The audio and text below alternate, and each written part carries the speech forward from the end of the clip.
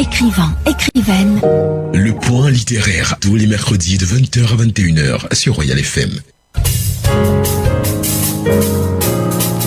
D'amour et d'espoir, Caroline Kouakap, c'est un recueil de poèmes préfacé par Simone de Revoir. Caroline Kouakap découvre la poésie très jeune, évolue au sein du club poésie du lycée de Mbala2. En 2007, elle remporte son premier prix. Plus tard, elle découvre le slam, participe à de nombreux ateliers et prend part à plusieurs festivals.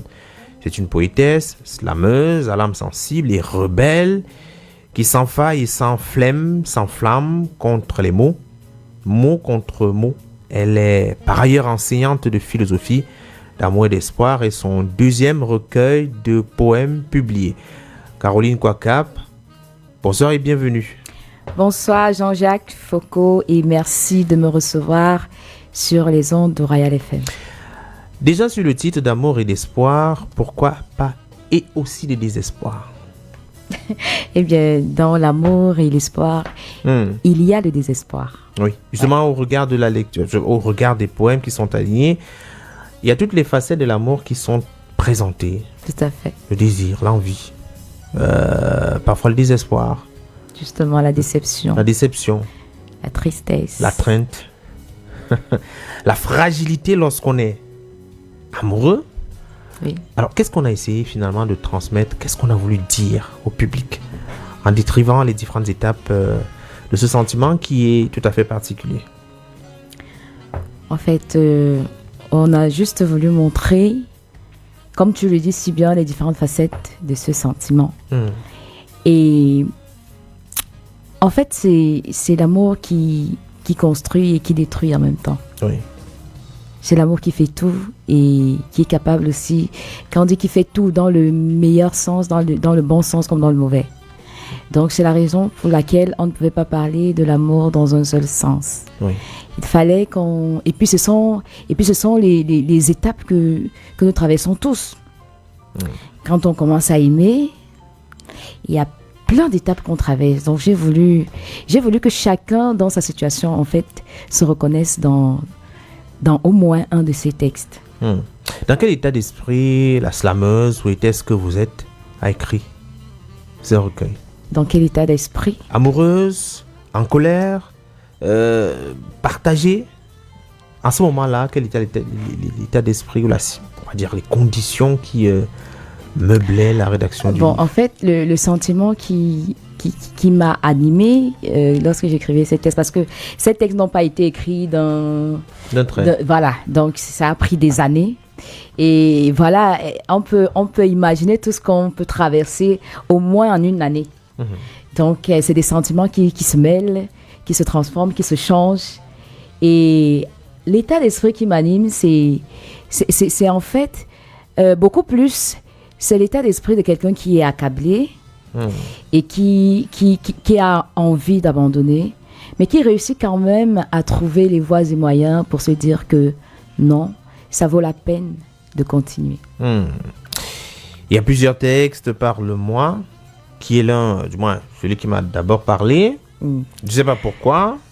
Parle-moi de toi. Je veux savoir, dis-moi tout. Parle-moi de tes atouts, de tes défauts. Ça, c'est quand l'amour est encore bien. On veut tout savoir de l'autre. Oui. On va entrer dans son univers à lui. Bien évidemment. Et puis, je voudrais aussi préciser que Parle-moi, et en général, dans le recueil de textes, quand on parle d'amour ici, et toi-même, tu as précisé qu'il y a plusieurs facettes de l'amour. Vraiment plusieurs, oui. Donc, quand on parle d'amour ici, il ne s'agit pas d'abord et seulement des relations ou bien des relations amoureuses entre un homme et une femme. Oui. Donc, ça peut être une relation amoureuse entre un homme et une femme. Ça peut être une relation d'amitié entre deux personnes comme ça. Ça peut être une relation entre un parent et son enfant. Oui. Dans Parle-moi, ça peut concerner n'importe qui. C'est monsieur tout le monde qui doit s'identifier voilà. à ce texte-là. Tout à fait. Il y a aussi, moi je vais prendre comme ça avec toi. Avec toi, ce n'est pas nécessairement avec toi qu'avec toi, oui. mais c'est avec toi à la découverte de l'autre, à la quête peut-être de son univers à lui, oui. de sa vision des choses. Alors, il y a aussi un côté qui est relevé, c'est que l'amour rend fragile. Bien évidemment. L'amour rend fragile. L'amour, ça rend fragile. Ça rend fragile. Et en fait, le premier amour, d'après moi, qui rend fragile, c'est celui d'un parent face à son enfant. Donc, l'amour, ça rend fragile de toutes les façons. Parce qu'en réalité, face aux yeux doux de son enfant, il est très difficile quelquefois de dire non. Voilà. Et puis même d'abord, le sentiment. Le sentiment que tu ressens vis-à-vis de ton enfant, le sentiment qu'un parent ressent vis-à-vis de son enfant. Oui. C'est c'est très fragile en fait. Ça révèle de la fragilité en l'être humain et puis d'autres types d'amour aussi. En fait, quand on aime, l'amour, ça rend fragile. Oui. On voit bien qu'il y a comme une certaine cohérence dans le début vers la fin de chaque poème. Ah bah, c'est très bien si tu as vu de la cohérence là-dedans. Oui, c'est-à-dire qu'il y a comme un cheminement. Lequel alors? Préciser pour les auditeurs. C'est toi, tu as vu le cheminement. Au départ, tout est beau. Attends de nous en parler. Et puis progressivement, ça devient terne. Oui. Et heureusement, après, il y a un peu d'espoir. Mais c'est le cheminement, on dit quoi? C'est la route de tout un chacun. Donc quand c'est nouveau, la route de tout un chacun. Quand c'est nouveau, c'est beau. Quand c'est nouveau, c'est beau, le soir. Et puis, ce sont les étapes par lesquelles nous sommes tous appelés à traverser. Donc, je ne sais pas pourquoi tu te focalises toujours sur l'amour, sur les relations. Parce que quand je t'entends parler, j'ai l'impression que tu te focalises beaucoup plus sur les relations amoureuses. Je veux... Lorsque je dis, c'est que généralement, il y a comme au départ la joie. Oui. Progressivement, on va vers des tumultes. Quelques moments d'incertitude. Et oui, ce dans toutes les relations, qu'elles soient amoureuses ou amicales, et même parentales. Parce que quand tu as ton enfant, au départ, c'est bien, mais quand il est déjà adolescent, là, tu commences à avoir... on a du mal à cerner. Ça commence à être difficile, les soucis et tout. Mais après, il faut se reprendre. Parce que généralement, lorsque l'enfant grandit, il y a le détachement progressif. Au départ, c'est maman, mais à tout moment, non, maman, là, il y a la séparation, ça commence à faire mal. Et puis, bon, et même dans les relations amicales, au départ, c'est bien. Et puis, il y a des problèmes qui surgissent. Oui. Voilà. Parfois, des dans les relations amoureuses également, c'est bien quand c'est beau, n'est-ce pas? Au départ, tout cool. Mais après, il y a des difficultés. Et c'est ça, justement, le piège. C'est de ne pas sombrer avec les difficultés. C'est de pouvoir se relever, de pouvoir aller au bout des difficultés qu'on rencontre. Alors, est-ce que l'auteur n'a pas eu peur de se dévoiler à travers ce recueil? Dévoiler son côté sensible? Bon. Parce que généralement, on peut faire rester forte. On peut faire rester caché derrière des émotions. Est-ce qu'on en parle suffisamment? La vérité, c'est que dans ce recueil de textes, je me suis dévoilée, il faut le dire. Vous savez, le lyrisme, c'est pas quelque chose qu'on invente. On ne le commande pas, on ne l'invente pas. Et tout à l'heure, je disais à Romuald, à qui je passe un bonsoir, que D'amour et d'espoir, c'est mon 3e recueil de textes et c'est le tout premier qui parle d'amour et de sentiments de ce genre. Oui. Tout premier. Donc c'est un dévoilement. Il a fallu d'abord 3 premiers textes avant. Il y a 2 avant celui-ci. Avant de se lancer totalement. Alors qu'est-ce qui finalement vous a décidé? Eh bien, alors, Cogito, s'il fallait revenir sur les précédents tests, donc Cogito, c'est, enfin comme son nom le dit, c'est un ensemble de réflexions. C'est objectif et puis c'est rationnel, je vais dire ça comme ça. Donc tu essayes de regarder ce qui se passe et tu essayes de te faire une idée. C'est ça Cogito en réalité. Et puis celle qui vient de Mars, c'est la femme qui veut prendre position. Voilà, c'est un peu la femme qui commence à vouloir s'affirmer. Mais après, dans l'avion, on se rend compte qu'au-delà de tout ça, il y a autre chose. Au-delà de tout ça, il y a autre chose. Et ici, je me découvre comme une femme qui se veut aimante et qui se veut aimer. Oui. Voilà. Un peu plus de tendresse. On en a besoin en ce moment, dans cet univers. Alors, finalement, la poésie, le slam, tout cela vous colle à la peau. Est-ce au-delà de tout, les voyages vous ont inspiré? Bien sûr. Peut-être même dans la rédaction de ce Bien ce sûr, livre. Il y a plusieurs textes ici qui ont été écrits lors de mes déplacements. Oui, il y a plusieurs textes. Ce qui est sûr, c'est que moi, les voyages, ça m'a toujours inspiré. Oui. Alors, quel est le texte qui vous a le plus parlé? Du moins celui avec lequel vous avez le plus bataillé, s'il faut le dire ainsi. Comment ça batailler? Qui était dû à écrire ou bien? Une percée d'émotion véritable. J'aime beaucoup un texte. Et justement, je l'ai écrit à Sousa il y a 2 ans, je crois. Il y a 2 ans? Oui, à Sousa. Alors, à Sousa, quand j'étais à Sousa, personnellement, je traversais une période assez difficile. Et Sousa est venu comme justement cette flamme qui te dit de ne pas abandonner. Et alors, c'était une résidence d'écriture avec le capitaine Alexandre et Emily Boom et les autres. Oui. Et capitaine Alexandre, qui était mon coach à cette résidence, il nous a demandé d'écrire un texte.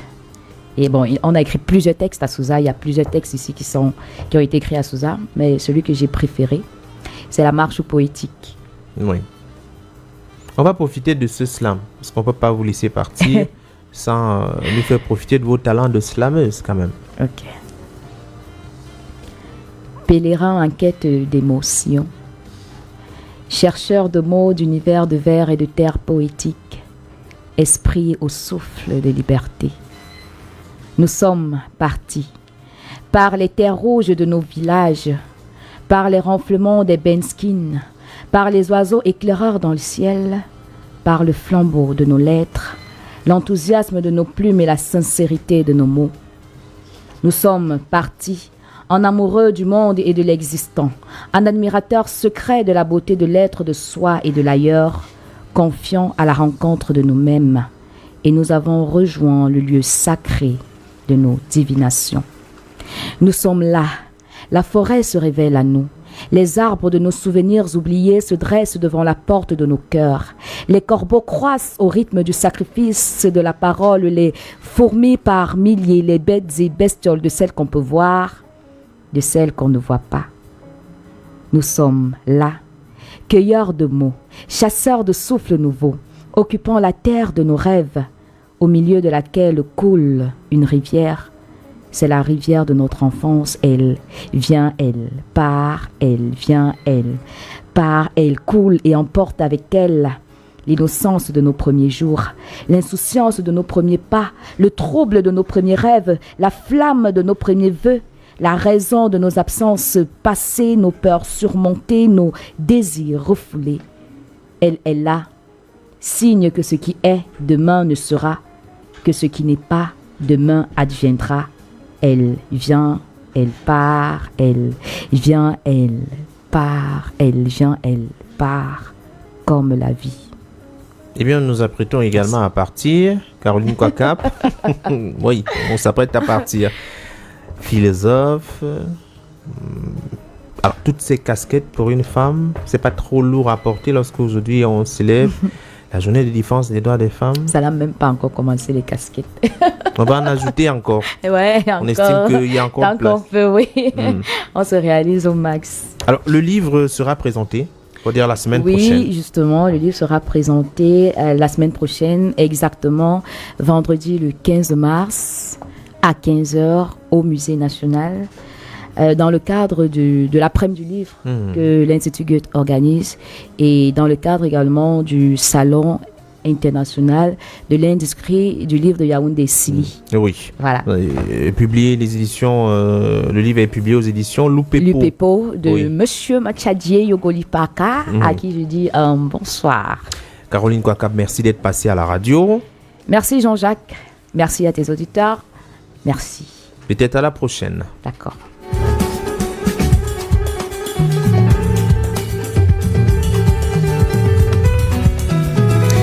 Allez, merci à Abraham Wumi Rodolphe ainsi qu'à Caroline Kouakap, les voix que vous avez écoutées dans le point littéraire. Ce soir, prochain rendez-vous vendredi prochain, 20h, avec le même plaisir. Romia Lekoume était derrière les machines pour la diffusion audio, mais également en vidéo. Et sur les différentes plateformes numériques de la radio, Coordination éditoriale, une affaire d'Ebel Blassamari. Coordination centrale, Jean-Patient Tala. Supervision générale, le reverend pasteur Bissaï Emmanuel Noël. Jean-Jacques Foucault à la présentation. On se dit, comme on s'est dit tout à l'heure, à la semaine prochaine. Et heureusement, je vous laisse pas seul. C'est un 8 mars. Et Iboy-Lamé Mikado vous entretiendra jusqu'à minuit. Bonsoir Iboy-Lamé. Merci Jean-Jacques. Bonsoir à tes invités. Bonsoir aux auditeurs. Alors, je prends le relais dans quelques instants, n'est-ce pas, pour la suite des programmes sur notre chaîne. Toute la nuit. Et Bonbon et Piment de ce soir, comme tous les vendredis, ça va être l'antenne libre. C'est-à-dire que tous les sujets abordés au cours de la semaine peuvent être revisités. Ceux qui ont été traités, peut-être pas beaucoup. Alors on peut revenir sur tout ça, il n'y a rien de tabou.